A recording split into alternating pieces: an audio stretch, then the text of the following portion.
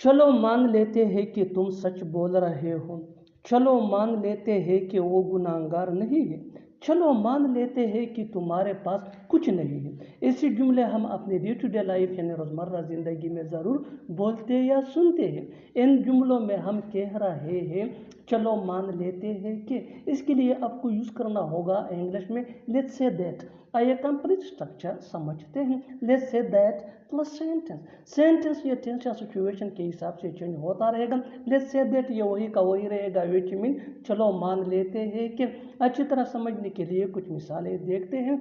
चलो मान लेते हैं कि तुम सच बोल रहे हो। Let's say that you are telling the truth. Let's say that you are telling the truth. चलो मान लेते हैं कि वो गुनाहगार नहीं है। Let's say that he is not guilty. Let's say that he is not guilty. चलो मान लेते हैं कि तुम्हारे पास कुछ नहीं है। Let's say that you have nothing. Let's say that you have nothing. बिल्कुल हम स्ट्रक्चर को स्टेप बाय स्टेप फॉलो कर रहे हैं। आप भी इस स्ट्रक्चर की मदद से सीख सकते हैं, बना सकते हैं ऐसे हज़ारों जुमले अंग्रेजी जुबान में आसानी से।